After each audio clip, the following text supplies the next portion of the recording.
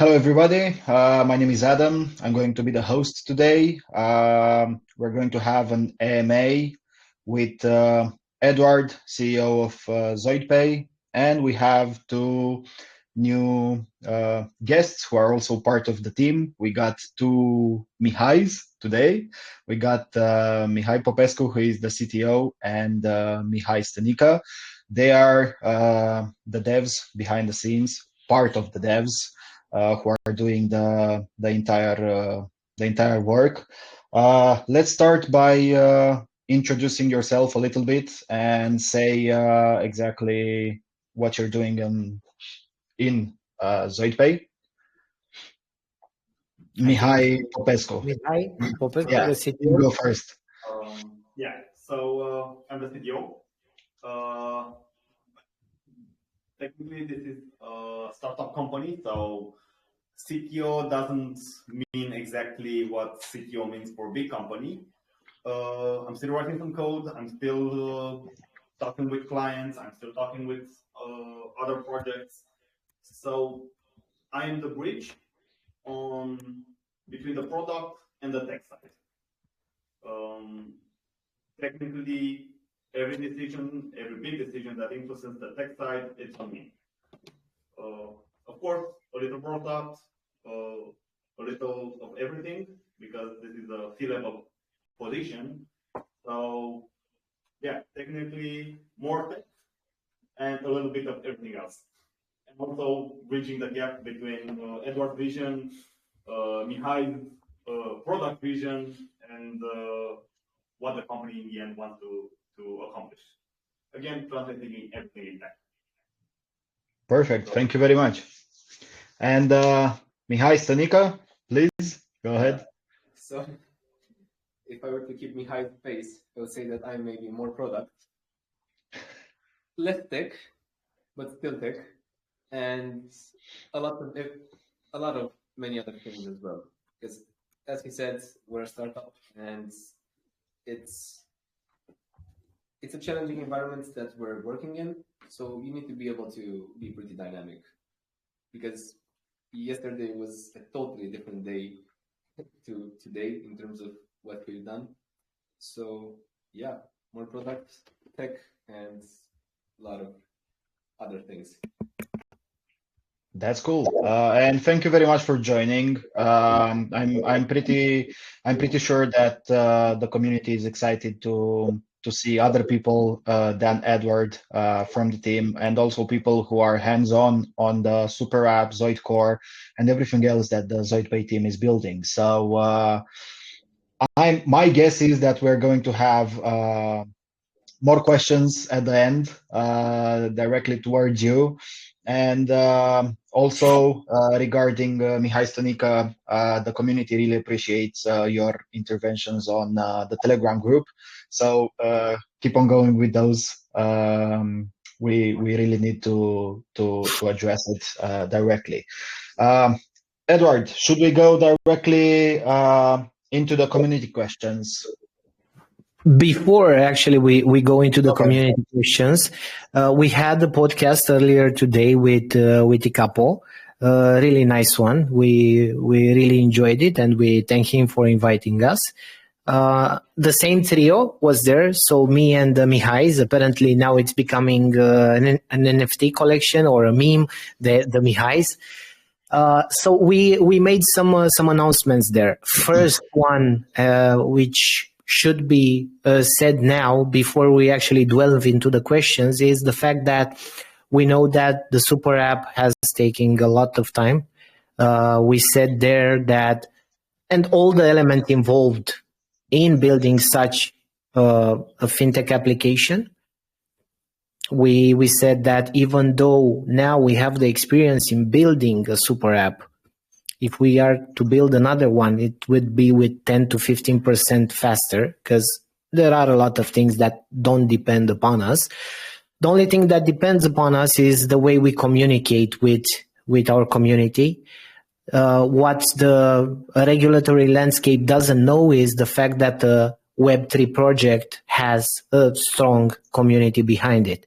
And now we're going to push for more leaner contracts and more leaner NDAs so that we can actually share more with our community without actually interfering with contractual terms and so on and so forth. But the most important thing to mention is the fact that soft launch is happening in December, but for everyone in the community, the app will be launched in December as a wallet application. So you will be able to use the crypto side of the ZoidPay SuperApp starting in December for everyone. And the beta testers will have and the friends and family will have the fintech side as well with the fiat. So this is one important thing to mention. The second one would be the tech update. I said earlier at the Capo and then posted a tweet about it. We've done some major updates for ZoidCore, which are already done, already in staging, that will be launched next week. And we're really eager to see what you guys are going to build with those. So you have our full support. We had also on Tuesday Zoom with our SPOs. And we decided to have a support platform for videos, educational videos on ZoidCore to actually see from ourselves how you can build the full-fledged product and what you can actually build with ZoidCore and what's the utility of ZoidCore and how does everything relate with the ZPay token. So these are the most important things to share before we actually delve into the questions. Exactly. I think it's very important, and I'm glad that we have both Mihais here, owners of the Mihai's NFT collection. So to explain us, because people are very focused on the SuperApp, okay?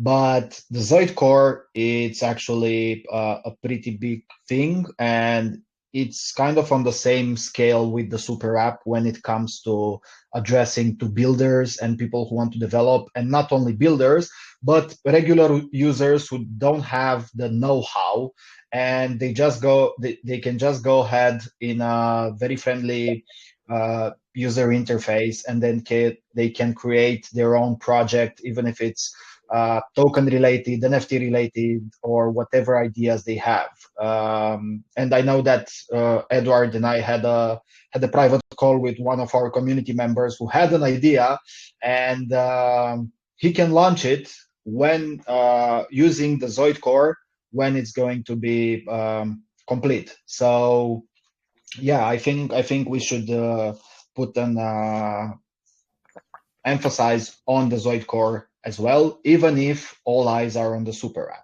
Okay. Definitely. Yeah. Cool. Who didn't watch already the Tikapo Twitch stream? I definitely recommend it. You will find also the favorite Pokemons of the team members, and that's just the fun. That's just the fun side. But also, it was a very cool one, and I see Tikapo here. Much appreciated, and you did a great job.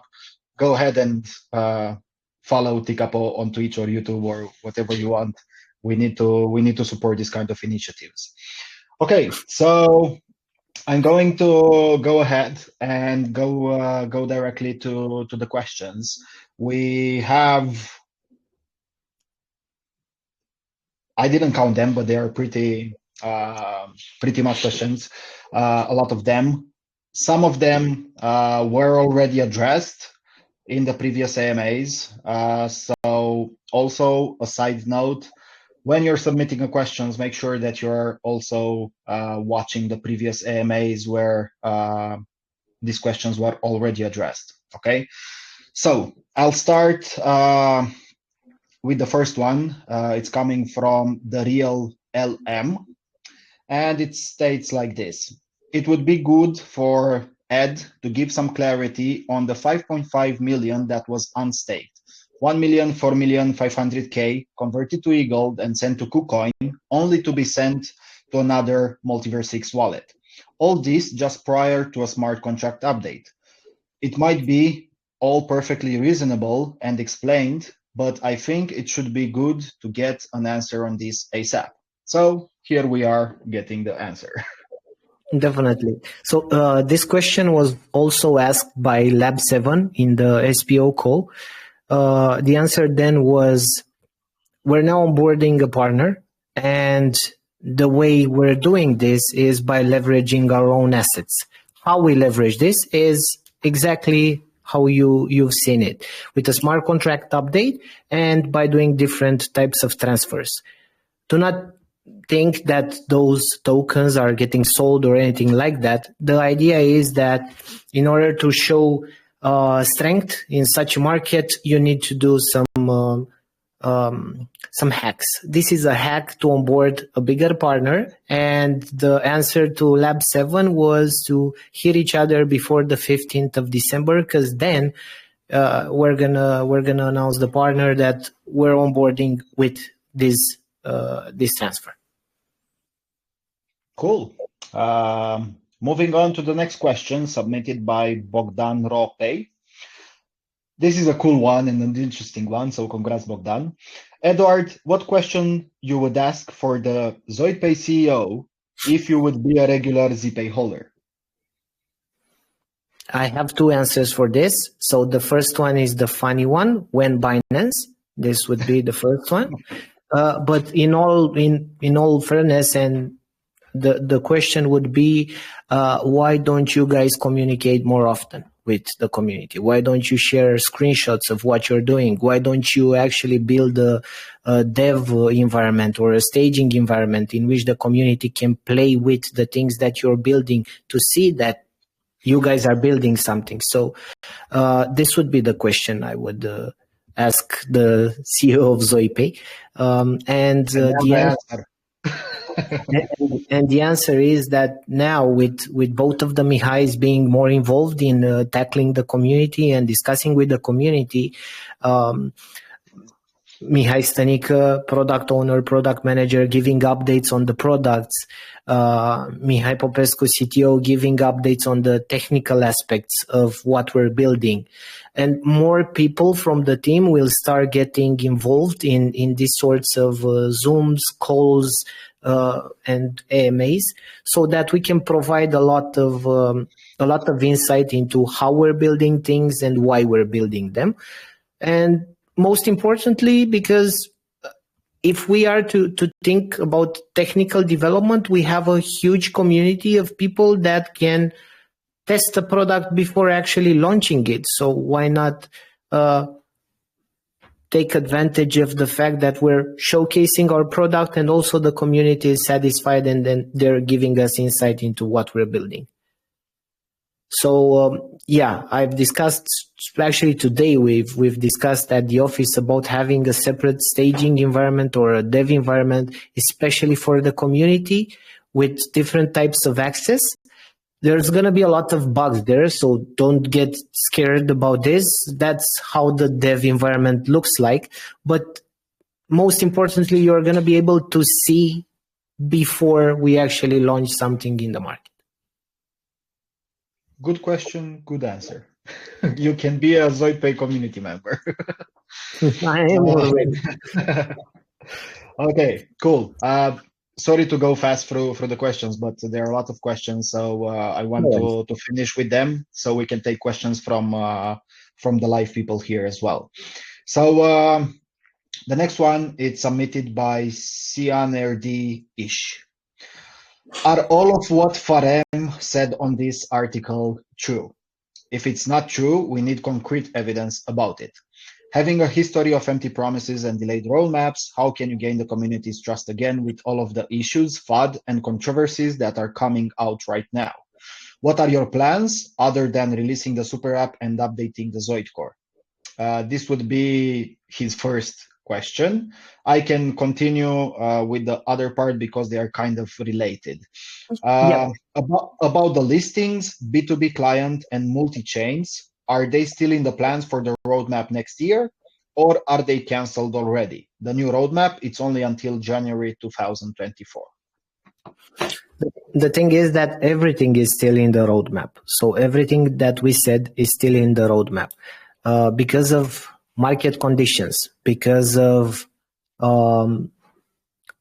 different other aspects such as business decisions, because of the fact that we delayed with the products, not being able to launch the super app in time in order to do an F1 sponsorship, like we said. That would have been a waste of money for the company. Without conversion, people would have been directed to install an app that doesn't yet exist or is launched. It doesn't make any sense.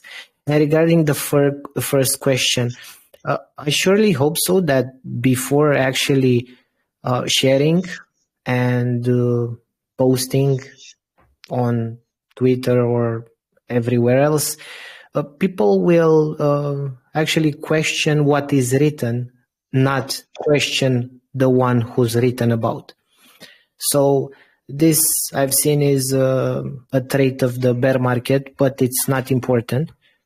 I sure hope so. Farim will join us in an AMA, in a future AMA, to discuss about this, or to actually discuss about what's written. But the idea is that before posting anything, make sure you're doing the right thing. Like I answered to Steph and to Andrew, I think that's the most important thing, because in the meantime, we're here, we're working, we're here since 2017.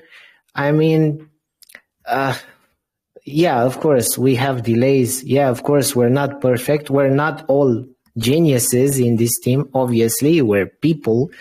We're human trying to actually build the product and push it into the market. We want to be the best version of ourselves through what we're building. But yeah, I think these things should be said in a live video or somewhere where we can have a normal discussion without the FUD. I think it's important for everyone to know that even though we have a lot of delays, and we completely understand the fact that it's not even about the delays, it's also about the way in which we communicate the delays and in the way in which we share what we're building with the community. But as I said on Telegram, rest assured, we're here, we're doing our job, we're here since the morning till midnight, pushing and pushing and pushing. We want to have the products in the market. That's the most important thing to us. And we've listened to the community, and that's why we're also releasing the wallet in December for everyone, soft launch for the super app with the fiat features, friends and family. And I must mention here, friends and family doesn't mean that we have a couple of friends and a couple of relatives that we're going to test the app. It means that we're putting together the most relevant people to test. That's the important part. Yeah, it's I can complete here regarding the Farim story, that it always baffled me, the fact that people who are usually fudding, they never join calls or stuff like that to ask you directly different stuff. So if I have a problem with you, I would come up on the stage and I would say, I ask you directly live, hey, Eduard, you said this, and that. You told me, I mean, why? Anyway, it's just a part, but somehow, and it doesn't happen. It's something that I noticed on other projects as well. So it's a thing that doesn't apply only to ZPay. I can never understand. Yeah, it's normal. We don't actually. We're reading all of the channels, the Romanian channel, the international channel, the other channels that are in different languages with Google Translate and with translation. We're reading all of the messages that you guys are writing on the unofficial channels everywhere. We're there. We're reading, but we're also building, and we want to build. Even though we have delays with the product, we want to release the products in the market because we know we have good products. We've seen this from the review of our clients, from the review of our partners. We've seen this from the community that managed to see us live at X Day and was really excited about seeing the card. I mean, we have something special at hand. Multiverse X, even though we like to think it's huge, it's a smaller ecosystem compared to the big ones. And imagine, in a smaller ecosystem, we have so much innovation coming from all of the projects building here. So I think at least we can be a lot more supportive towards the guys that never quit. We're here since 2017. We've been called ZoidPay since 2018. We never left, and we're always, even though it's late, always delivering. 100%. Let's move on to, I actually got a question right now, which is related to what you said earlier about the soft testing, friends and family. Do people need to have ZoidPay in order to test it? They will, by having ZoidPay, they will get access to different features. But for friends and family, it's not the most important thing to have ZoidPay to be part of the soft launch. Okay. It's the honest answer. Okay, perfect. But so once we launch, because I have to add here, once we launch it, the most important thing for the users is to have ZoidPay. That's how we use ZPay in the whole ecosystem. Correctly. So next question from One Bone. I think teasing SuperApp and ZoidCore more often on Twitter would help with FUD and allow people to see what is being built can bring hype. One post a week on Twitter, to me, it's not doing it. And I think you already answered. We already answered that, and it's true. It's true. I would also ask a question to the community. What would you like to see? Would you like to see a video of what we're building? Would you like to see some screenshots? Or would you like to have, I don't know, access to a certain dashboard in which you can actually see multiple things that are being built? And from that dashboard, for you as our community to share it on Twitter and everywhere else. I'm sorry, I'm just laughing because I'm reading right now the general chat and somebody invited Farem to the video chat. I'm sorry. Yeah. Okay, moving on to the next question. It's coming from Andrei Crăciun. Any idea if Apple Pay, Google Pay will be available from the get-go? This is the first question. Yes, we have an idea on that and we can answer. Google Pay, yes. Apple Pay will take a bit longer. Okay, cool. Moving on to the second question. I know that in the US, card issuers have good revenue from every card transaction. Is it the same in the European Union? Will ZoidPay have some revenue from usage of the cards or just from the payment of premium plans? I'll share some insights into the fintech world. The card business is not a profitable business. This might come as a shocker, but only last year Revolut had profit, and 2 years ago Revolut was break-even. Considering all of the expenses that they had, the way it's calculated is like this. You have CAC, which is customer acquisition cost. The customer acquisition cost in fintechs is between $10 and $30 per user. So if you have 1 million users, it means that you're going to pay $10 million. But what we have here is an advantage in the Web3 market and a huge community behind us. So what we're going to do is leverage the community that we have, decrease the customer acquisition cost, and by offering a lot of benefits to the ones that have ZPay based on different tiers, so discounts, cashbacks, so on and so forth, we can actually increase the lifetime value per user. So to have users for a longer period of time, a better customer retention for the users because they're community members, they have ZPay, they have a lot of benefits, and at the same time to increase the revenue coming from the different deals and the different fees that we get from their purchases. So that's why Web3 is the perfect industry to build a fintech and to push a fintech into the market. Because I've seen a question from VO, I think, what's the difference between Xportal and ZoidPay? It's a good question, and thanks for asking it again. The idea is that you have Mercedes, you have BMW, you have Volvo, you have Audi. They're all cars.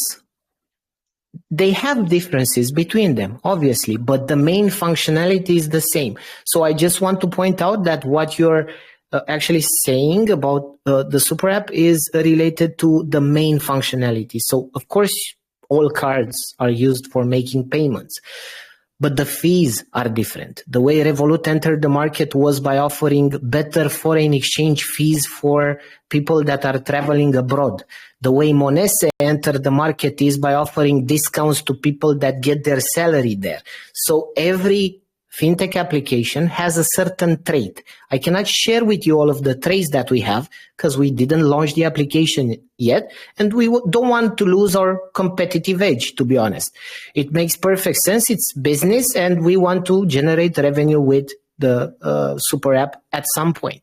We know that it's not going to be in the beginning. It's going to be at a later stage, but the end goal is to generate revenue. So I think that for the best answer for this question is to do a better research on all of the fintech apps that are out there and see what's their edge.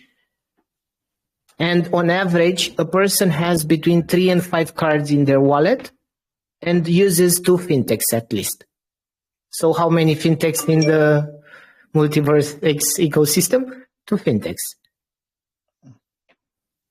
Xportal and the super app. You can use us both. We're going to be complementary to each other. We're going to work together. But in the end, it's a business and we're going to have different features, of course. And also, let's not forget that right now on the Web3 part, we are just very small. So there's still a lot of people to come in and a lot of users. So there is room for absolutely everyone in the market. Okay, moving on to Bogdan LS. Eduard, you told us in the past that you and the whole ZoidPay team will improve your communication with investors. Nothing changed. What do you think about this? I think this was already addressed, or if you want to add. A bit, something to add here. Yeah, it took us a lot of time to actually change this, but I think with the Mihails, with you, with Spiros, and with everyone involved, we've actually started to do small steps towards improving the communication. Mihai sharing updates about ZoidCore and us doing podcasts together, discussing all of the aspects of the business. I think this would help, but to be honest, it's about consistency. So the most important thing right now for us is to continue like this for 2-3 months for you guys to see that it's already a habit for us to communicate better. Cool. Moving on to Ante Bekavak. He has 3 questions, long ones. So I'll start with the first one. Are you satisfied with the progress done on the super app? Are things going according to the plan? Do you expect delays or everything is on track for December soft launch? This would be the first one. Okay. So satisfied with the progress. We're satisfied with what we're pushing right now. With the progress, to be honest, I'm on the community side here. We all wanted to be much faster. The idea was for the holidays to have the app already launched for everybody to make the holiday purchases with it. But unfortunately, it's going to be only for the friends and family testing. And at the same time, I think I'm going to let Mihai answer here on the tech side and on the product side. Tech side first.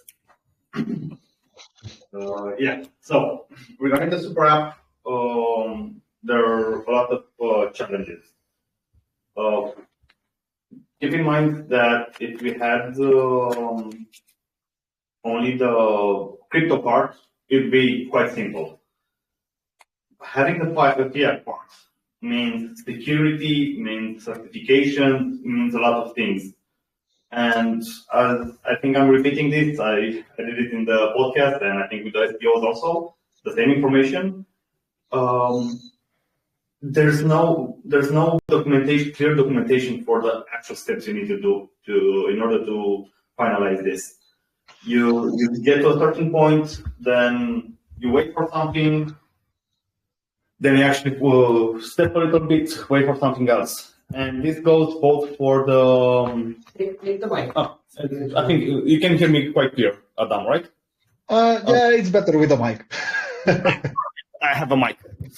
Okay. So there's an entire flow technologically and legal. We don't want to get into a position where, again, the latest news, Binance and everyone else, it's a quite a sensitive area. And lately, with all the development, it's even more sensitive. And again, it slows us down a lot. And keep in mind, it's just not like standing from point A to point B. It's a lot of more services behind it, like the top up, the marketplace that's gonna be there. The application has to be done, and the regulation has to be there in order to support all of those things. We're learning a lot of things. We're learning in an area where there's no way of learning except for doing it. It's technically, you have to find someone who knows how to do things, and especially with crypto, things changed. So it's a learning process. Again, if we were to do this again, maybe 10-20% faster, but even it's not like a repeatable recipe for doing this. It's a little bit modified. The path is always modified. And especially with crypto, have fun. It's really fun. Yeah, so this is more on the business side, and on the tech side, again, scaling up, security, access. Keep in mind, we're applying for, we're in the process of obtaining the PCI DSS certification, which means we can actually hold secure card information. That requires who has access over there, who enters the office, how do you the laptop, what passwords do you have? So everything it's related in this side, and we're fixing it, and this is why it's a big challenge. Cool. Hi. Yeah, Father. Hi. Okay. So I will go again through some of the things that Mihai said, but This is just to show that we're in the same office. Yeah, With the mic. we're here. One mic to actually pass in between The mics. I will re-emphasize a bit what Mihai mentioned earlier, but on top of that, it's very important to understand that we are in the Web3 space, and there's a lot of excitement in this space, and everybody wants to move very fast. People want to have things delivered like yesterday or last year, including us. However, this excitement doesn't match the speed of the banking world. And at first, as I mentioned previously, I kind of hated it. But this offers you a lot of time to make sure that whatever you're building is built with security in mind. Keep in mind that you have a non-custodial wallet, which is very secure and so on. But then you also have access to your funds in the SuperApp. I don't think that you would like to be in the position where you have to file a complaint against the SuperApp because your funds disappeared all of a sudden from the SuperApp. That's a very bad situation to be in, and it's a scenario that we are working on to make sure that it will never happen. But keep in mind that even though that this might be edge cases, let's say, so if this happens to one customer in 1 billion, that's good enough to break down a business. So we're keeping things in mind for security reasons. And then, as Mihai mentioned, we had some really weird news this week regarding KYC and AML with Binance. So I'm a very big supporter now of taking things slowly just to make sure that we onboard the type of users that we want to onboard without having any sort of risks such as Binance had. Because in the end, it also puts a lot of pressure in the community, a lot of pressure on the business, and not to mention the pressure on the legal side. So this is kind of what we're playing with at the moment. Cool. Thank you very much for your insights. I'm pretty sure that with these informations, people can better understand why some things take longer than usual and why some things cannot happen exactly overnight. Okay. One more thing. Yes, for please. Everybody who thinks that they can do a transfer in the SuperApp, and just like that, it will happen. The money will move from them to another person. I assure you that that's not how things actually work in the background. There are a lot of processes in the background, and every transaction that's initiated, we're taking a look at it in depth. Not us, but a dedicated team for that and algorithms behind it. So it's not like we're sending letters to each other. It's a lot more intricate than that. And that's good. Thank you for that. Moving on to the second question. Since people are always asking the same couple of questions, do you think a weekly or bi-weekly tech update would be a better means of informing about the updates and progress? Yes. Many people have the idea that behind the scenes, nothing is being done and it's all going to be a big delay. Yes, we want to have updates constantly. It's going to be a Sunday tech update or it's going to be a Friday tech update. And besides that, there's going to be a lot of video appearances with the three of us discussing about business, tech, and product. So all the three elements that are essential to a tech business, to a tech startup. Cool. Moving on to the third question. Best thing to do right now is to be transparent about everything, even if things are not going smoothly. The worst thing would be to delay things again last minute without notice, like in June. There is so much negativity going around for ZoidPay that the only thing that can turn things around is being honest about progress and delivering the product, even with delays. What are your thoughts about this? Yeah, definitely. So it's just like we said in the beginning, having a platform in which the community can see what we're building and what's the status helps a lot. Having us in podcasts and AMAs together discussing about the tech, showcasing the tech, showing screenshots, videos, and actually doing demos helps to see what's the status. So it's all about communication. Yeah, that's the core of the entire community, actually, to communicate with them, update them, so they know what you guys are doing. Yeah. Cool. Moving on to Trident ZoidPay SP. Will the SuperApp also have a web version? A web version, like a mobile, like a web platform? That's the only question. Yeah. So I suppose if you can access, for example, SuperApp from a browser. No, it's going to be a mobile application. And when we discuss about KYB, so know your business, because we're going to also be able to onboard businesses at a certain point in the future. So after the after a couple of upgrades done to the SuperApp, and on the regulatory side, of course, we think it's needed to have a web version in which you do the accounting and you thoroughly check your accounts and do the reconciliation and so on and so forth. So only for businesses. But if you guys think of a web version for the SuperApp, we're curious to see why would you think you need one, and if you can write to us on Telegram or post an idea why having a web version is good.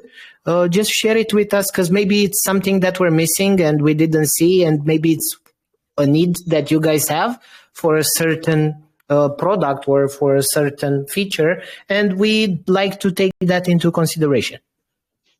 And post it. And here I want to discuss a little bit off topic from this. You can submit an idea on LinkedIn, and I know some of you submitted ideas and they weren't publicly. There are two reasons for that. I checked the settings over there because I manage the LinkedIn part. It might be when you submit an idea, you have a small drop-down menu, which is automatically preset to private. So whoever is submitting ideas, make sure that before actually submitting it, you select public, and then it will go live automatically. However, I will check daily the new submissions, and I can change them manually from the dashboard from private to public. This was regarding what Eduard said with ideas of why we SuperApp should have web version. Now, moving on to William Gates. Does the NFT for the super farm charge already staked coins, or does it charge coins from the time the NFT is staked onwards? Could you please give us an example of how the charge works, say, for example, on 100K ZPay? I will let the boys discuss about this. So who wants to take the mic? Can you mute the mic and I'm going to use the laptop? Take this one. We're going to have a different setup next time. Okay, perfect. Regarding the charging, charging the NFT is going to require you to unstake the NFT, put it through another smart contract, and after that you can put it again back. So regarding if it does charge the coins from the time of the NFT staked onwards. So I think he's asking more like when you stake an NFT, it's not about, we will have in the future the charging or recharging an NFT that was previously used. No, he's talking like the basic staking of an NFT, I think. Yes. So regarding the second version of the question, it's gonna boost everything. So it's not the same mechanism on shopping pool.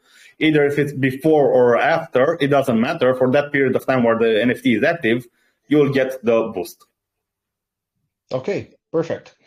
Now, moving on to mlang1.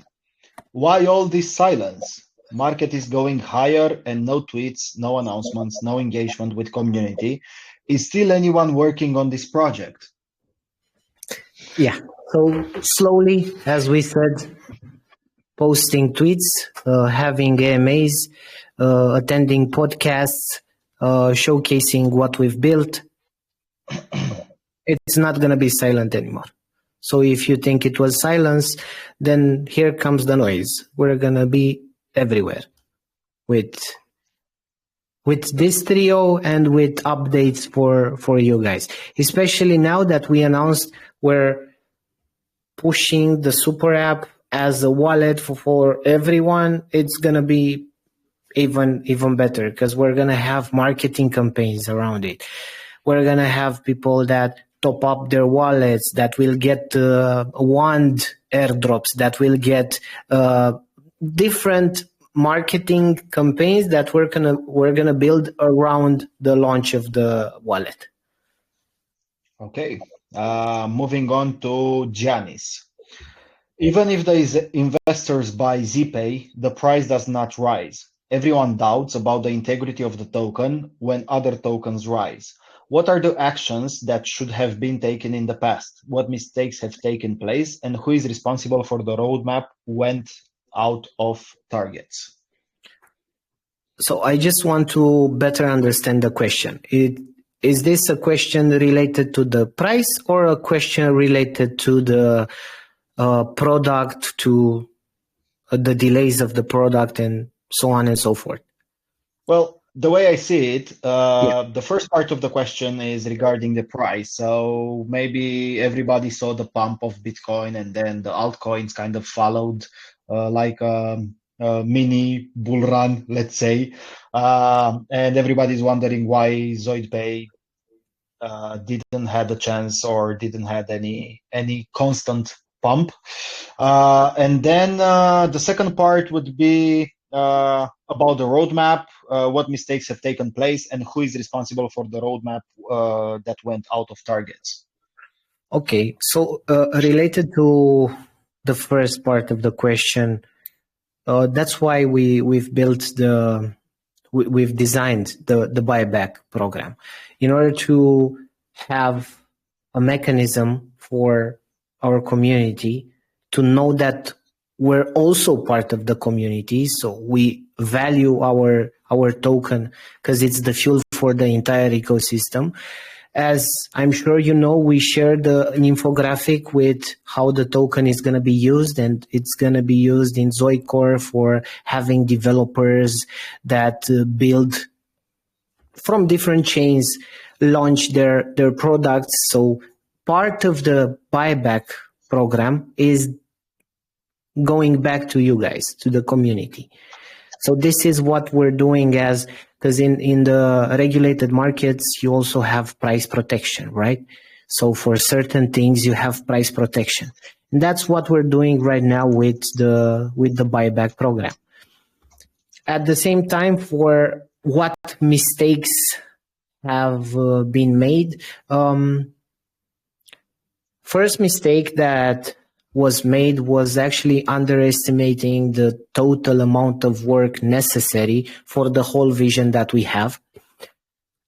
Underestimating the amount of people that we need in order to achieve this. Having a smaller team than what our competitors have or than what other companies have in the space or in the fintech space or in the development space, managed to put a lot of pressure on the team. And when you have a lot of pressure on the team, because we're constantly working and pushing to have the products ready, having a lot of pressure on the team, it's the perfect scenario for a burnout. So having burnout means less productivity.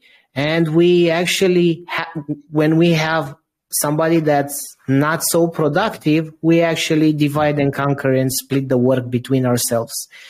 But this wasn't a reason for actually delaying these things. This was the best way for us to consolidate as a team on the development side, because we've seen what are the limits of what we're doing and the limits for every team member. And in this way, we know better what steps to do. But underestimating the amount of work needed to be done for achieving our vision, this was an initial mistake. Yes, just to plus the legal aspects, which are constantly changing. Maybe. When we talk about legal aspects, no, I'm talking about mistakes that we did. So this is an honest answer on a mistake that we did. But if we are to discuss about delays, yeah, there are constant delays because of regulatory frameworks. There are constant delays because of the regulation landscape, the compliance side, because we're dealing with payments. It's the most dangerous thing in the world to deal with and not be careful. And we don't want to have that blind spot as a company. Yeah. And yeah, those are the normal things that a fintech deals with. And as I said in the beginning, we want to discuss with our with our partners. We want to discuss with our service providers, with our tech providers, and with everybody involved in building such a massive super app and in building such a massive endeavor like the ZoidCore, so that we can actually have more insight for the community. I mean, it's going to be a straightforward discussion. Listen, guys, because they know that we're also a crypto project in the sense that we have a token. It's going to be like, listen, guys, we have a huge community that's constantly searching and looking for updates, well-deserved updates, obviously, because they're not just our community. They're supporters, they're users, they're investors. It's important to offer them some insight. And like we have for regulated companies that are listed on the stock exchange, so you have that investor letter at the end of the year or quarterly, we want to have that as well, but with facts based on what we're dealing with. Yeah, that's a pretty comprehensive and good answer on it. Moving on to Sergio Calcinai. Why on the Wand farm, even if 8 months have passed, you can't even make the first claim for 50% of the rewards? It's quite annoying to see. Yeah, I know. I was about to ask Mihai, any of the Mihais directly. Okay, so you can't even make the first claim for 50% of the rewards. It's quite annoying to see rewards due for over 2 months blocked. I'm going to explain the situation with the Wand farm, and I'm going to go a little bit wider to understand what's actually happening here. So right now our shopping pool staking pushed a little bit the limits with the calculation and what can be done with a smart contract. And in the end, we had some issues over there. In the end, it's a great example of what can be done on the complexity of a smart contract. Now, with one, we wanted to tackle historical data on the blockchain, which is storage and processing expensive. So in order to actually do that, we did a lot of hacks that in the end, they didn't work. They worked for a while, and after that, something happened, and it didn't work in the end. So there are a lot of cases of incorrect values on one farm, and having incorrect values means you cannot claim. This was the pushback for the actual claim timeline. What we did, we changed the architecture. It was I wouldn't say an experiment, but it was an experience. One. And we moved a part of the logic on our backend side. Some part of the computation part of the smart contract is moving the backend in the backend. So in the end, everything is more controllable and more efficient from the smart contract side. Again, this is we're working on it as we speak. We're still testing some calculations if everything is fine for everyone. The one token, I think, Mihai, we created it or no? Not yet. It's gonna be a little surprise over there on how we created the one token. And next week you should be able to actually claim one.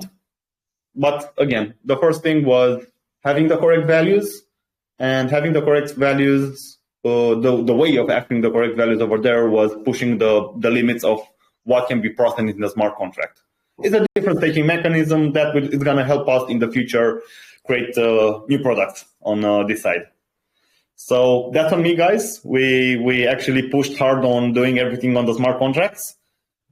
We discovered the limits, and we're fixing it. Lesson learned. I think you can keep the mic now. Wait, the next one is also for you. Or for the other Mihai. How long will the super farm is going to last? So Super Farm has an amount, I think I'm not mistaken, of 20 billion won for 1 year. So the Super Farm is going to be valid for 1 year. This is what was communicating, and this is the current plan. If things change, maybe we'll extend it, but most probably we'll extend it in a different version. not this current version. So until February, that's the plan right now. And after that, we don't promise anything. Most probably it's going to be something else, but we'll show the information at a later stage. Okay. It's not a question. The next one, it's more like a request. I know that the AMA will be held in video format, but please prepare a text summary based on the video. Most probably we are going to extract the add captions and also extract them so people can watch them with translation on in the languages of our communities. So it will be easier to follow. Okay. Now, moving on to the next question from THS1. What is the plan or what date is targeted for the ZoidPay ecosystem to be able to be self-sustainable with the revenues made? Okay, to be self-sustainable with the revenue made. Yeah.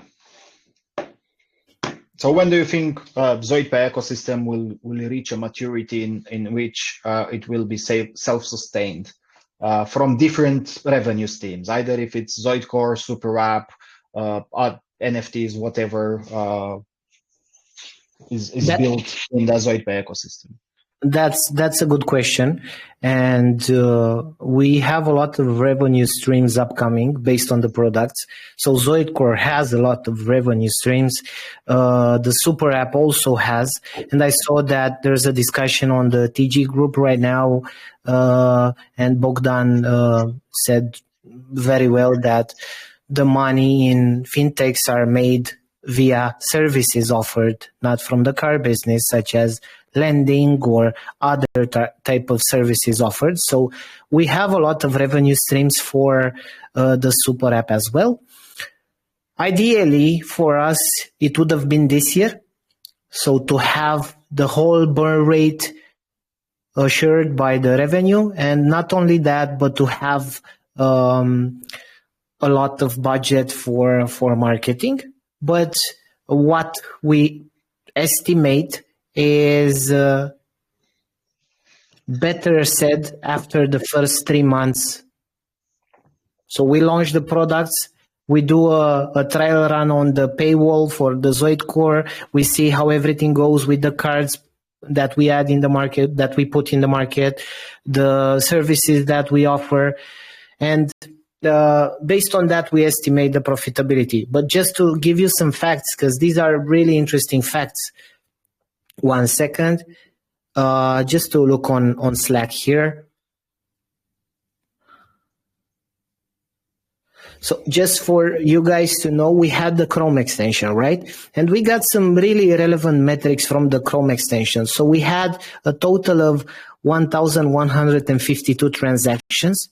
An average per transaction was 174.5 euro. So this is a huge transaction made with a virtual card that was obtained via not so easy process, because you had to download the Chrome extension, do an account in the Chrome extension, then be redirected to another application that was helping us with the virtual cards where you do the KYC, and they were we had a buggy KYC system on that platform. So our partner had a buggy KYC system, and then you get the card from there and you put it in the Chrome extension. So it was a difficult process, not a seamless one like we have in the SuperApp. And even though we had this, we had 200,000 euro transacted. So transactions were 200,000 euro and 600 active users that were doing 174.5 euro per transaction. So that means in total, so we had 600 active users from 4,000 downloads. If you stay a bit to analyze these metrics, you will get a lot of insight into the sense that we had a lot of active users and the huge average purchase based on the system that we were putting into the market. So we would very much so like to take 3 months in order to analyze everything that's happening after we launch the products, especially the revenue side of things. We have our estimations. Obviously, we have our estimations for the next couple of years, because you need estimations when you pitch to investors. And the job of a CEO is to constantly pitch to investors, to pitch to strong VCs, strong tech VCs, traditional VCs that will take you to heights that we've never seen and provide us with clients and connections that we never had before. So it's our job to do estimations and projections, but the most important thing is the truth, and we want to launch first the revenue and see afterwards. Cool. Moving on to, we have two more final questions. The next one is from Radiger. You mentioned that you are yet to access any of the 75 million GEM funds. Why not? If it's product dependent, that makes it a bit tricky because you need funds to develop products. Why didn't we access the 75 million? Yeah. Because we didn't need it. Yeah, what Radiger is stating here, that it's a bit tricky because you need funds to develop products. And maybe you can here mention again what you said in the previous AMA about the bootstrap and everything else. Again, it's important for everybody to know that we started this in 2017. We had a private sale and we didn't raise that much. It was a funny raise because we raised an amount and we actually liquidated Ethereum and Bitcoin to USDT because we were afraid the market will crash, and 2 days later the bull run started. So there weren't so many funds. The idea is that even though we didn't get so many funds from the community, we used also our own funds as founders to push the product and to cover the expenses that we have. 1 second.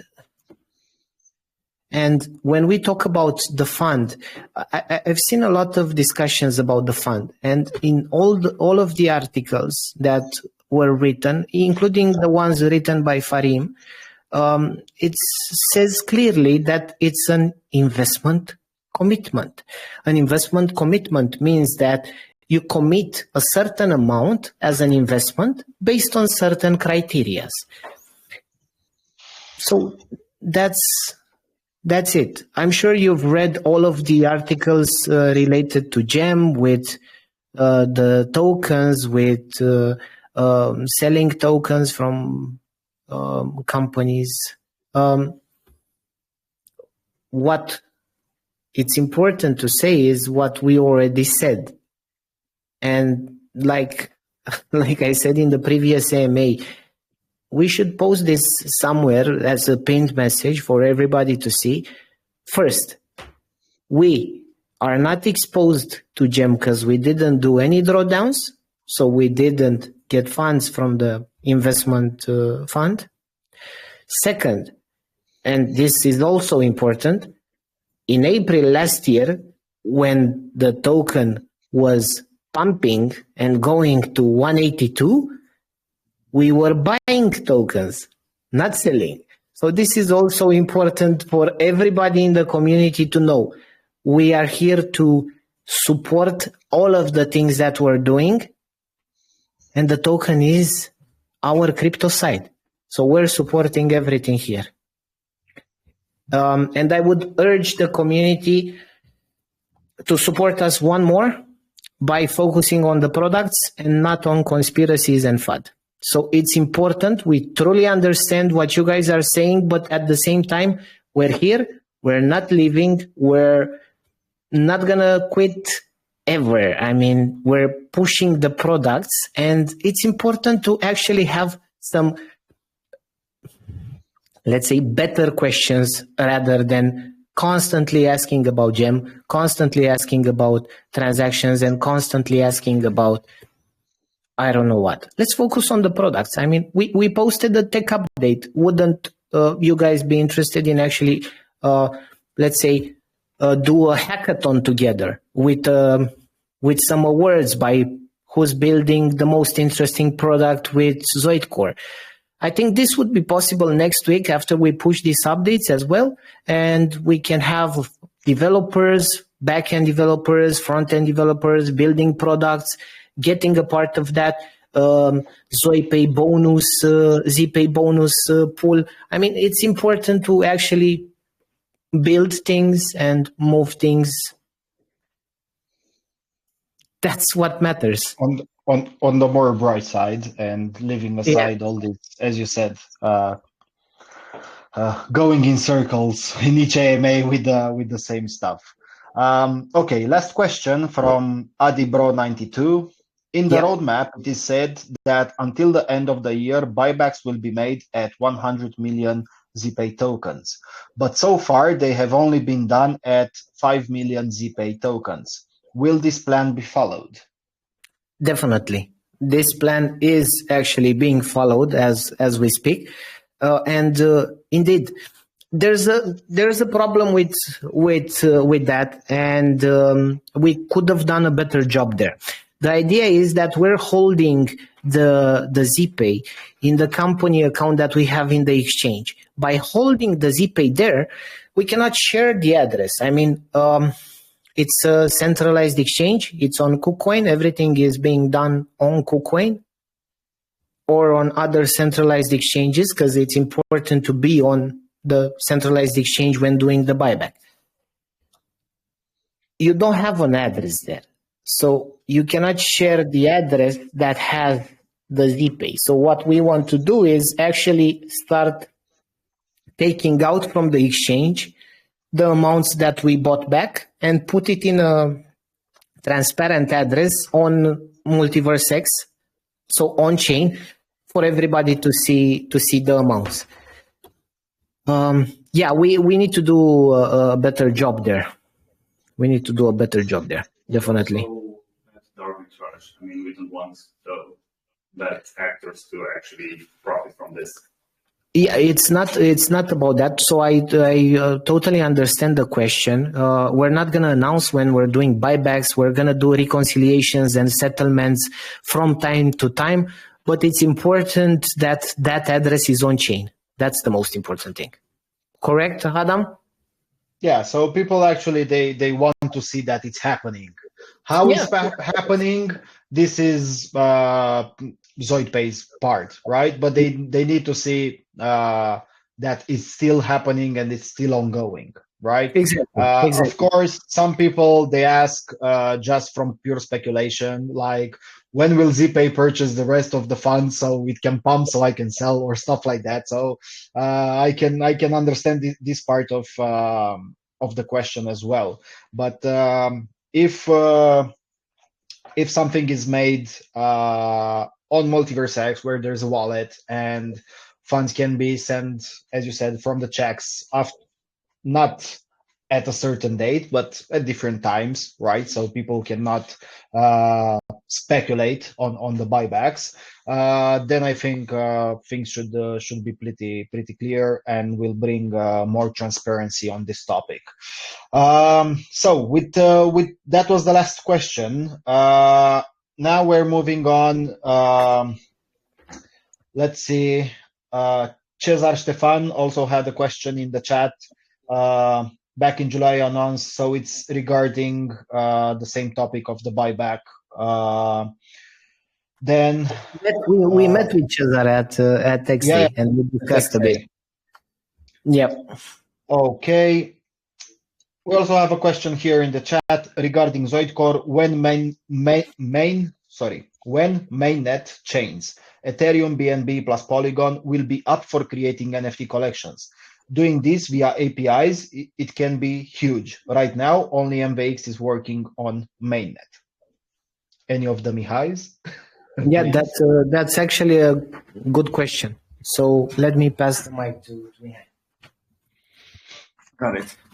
So we're gonna activate the token. The token part is gonna be activated next week because as a small spoiler, it was actually spoiled a little bit earlier.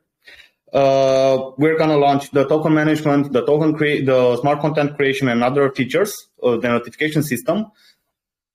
At least the notification and the Explorer part, they're going to work only on mainnet. There's no reason to actually run the infrastructure for DevNet. So we are launching the mainnet next week.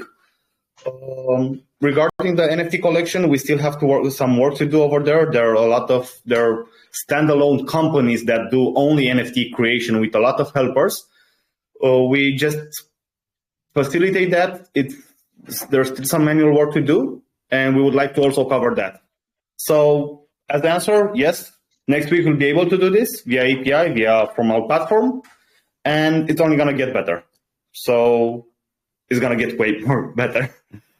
And also I would like, even if I'm not technical, but as far as I know, creating an NFT and deploying it on other chains, it's way more complicated than on Multiverse X. So here, Multiverse X has a big advantage when you create NFTs and when you transfer them and the entire thing, because they are like a ESDT token. You can compare it. Yeah, they have the same standards.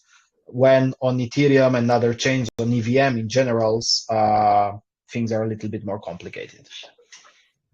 Yeah, it's definitely EVMs. That's why we started with them. The good thing with EVMs, it's mostly between them integrating different EVMs just require some copy pasting because they're compatible between them. There are small changes over there, so you can get a lot of change in chains in one go. But on the other part, it's an older approach, and there are a lot of limitations with EVM compatible chains. Hence, we have different Multiverse X or Polkadot. I don't think Polkadot. ICP, different chains that do different things and different approaches. You go wherever whatever fits your use cases, and that's what we are also planning to support and give the users the option to pick what they want and what's the best place for it. Hence, ZoidCore. Cool. Moving on to a thank you from Ovidio wrote in the chat. Moving on to Bogdan. Hello guys. First of all, congratulations for this AMA. I think it was one of the best until now. I have two questions. Thank you, Bogdan. I have two questions. One, the SuperApp will have Ledger support connectivity? Mihai? Okay. Yeah. So right now it doesn't support. It doesn't support Ledger at the moment. Keep in mind it's a mobile device, so it's a little more tricky over there. But if it makes sense and we have a sufficient request for it, yes, it's gonna support. There's no reason for it not to do so. Okay. And the second question would be, when the ZPay token will go cross-chain to other blockchains?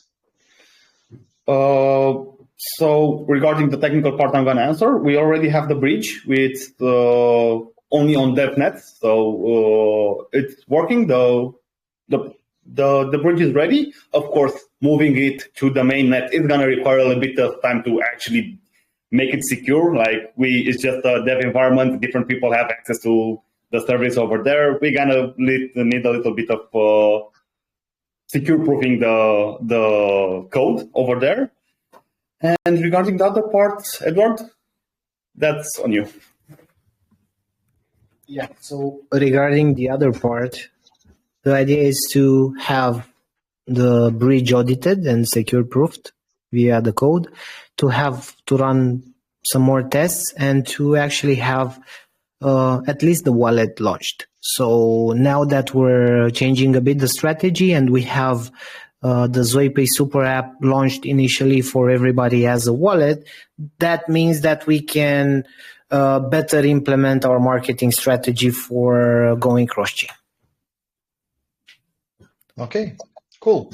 Thank you from Bogdan. Thank you from Ovidio. Thank you from Bone Wombo. I hope I pronounced that correctly. So right now, if there are no other questions, I'm also checking the other chats. But here in the main general English chat, there are no other questions. If somebody else doesn't want to come on the stage, you can still write it in the chat. I'm gonna read it out loud. But in the meantime, if there's anybody from the call who wants to come up on the stage and ask a question directly to Eduard or any of the Mihais, or me, if you want, you can request the mic. I'm going to unmute you, and you can come up on the stage, please.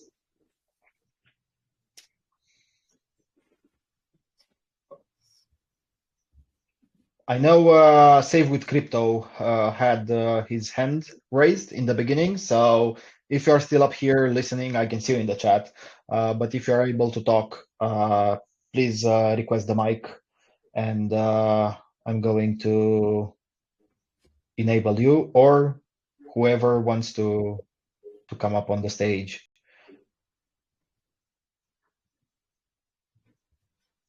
Nope, nobody for the moment. I saw at some point Marcus was typing something. So Marcus, hello. Nice to see you here as well.